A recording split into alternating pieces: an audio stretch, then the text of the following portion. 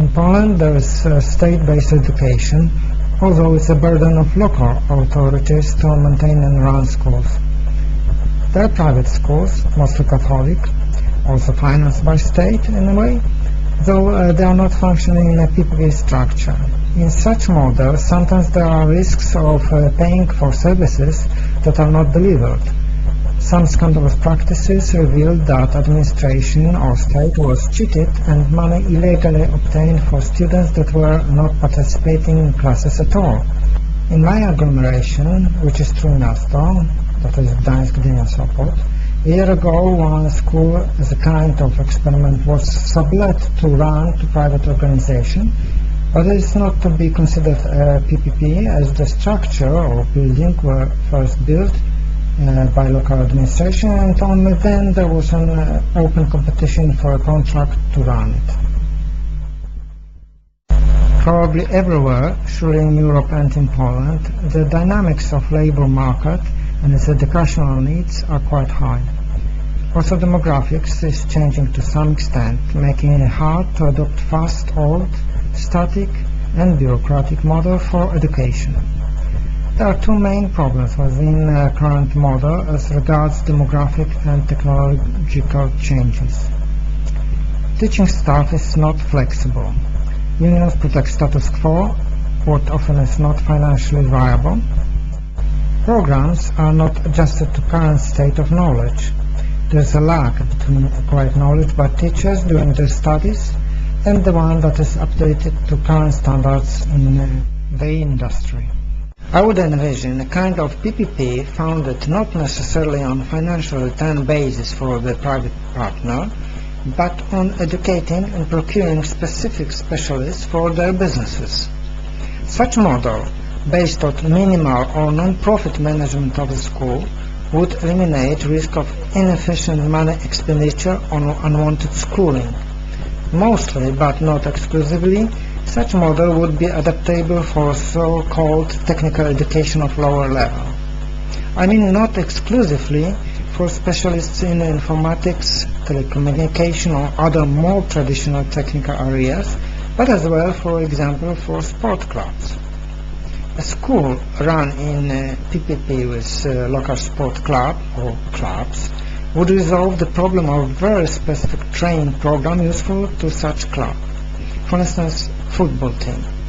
Existing profiled sports schools are too generic to prepare sportsmen that would be employed in clubs without further specific training. Some football clubs do have their own academies, but they are not regular schools but extracurricular, where additional time of youngsters need to be sacrificed. Such a model would target mentioned before two problems: combining up-to-date programs that are concentrated specifically on the area of interest of the company, as well as providing the most updated knowledge requested in the industry, with flexible teaching staff. Now each school employs their own staff, mostly teaching several subjects, but we could envision instead that more specialized teachers, what means with higher knowledge, would be shared by two or more schools. Additional teaching staff would be reinforced by professionals in the field of interest provided by companies. The PPP model would influence not only the program that would satisfy future employers, but also would link strictly such employers with schools, providing pupils opportunity to get job in these companies. Companies are interested in getting as professionally prepared new employers as possible. If they can influence professional education, collaborate and influence what and how is taught, it would be optimal situation for them. To some extent, some kind of such collaboration do exist in some schools, but this is not what is expected, nor even near what would PPP model provide. Also, we should stress that full PPP model would make a synergy in all fields, from construction of such school or adaptation of existing one, furnishing it with necessary specialistic laboratories, to creating programs that would be practical and useful. But the extent of private sector investment depends on the chosen model.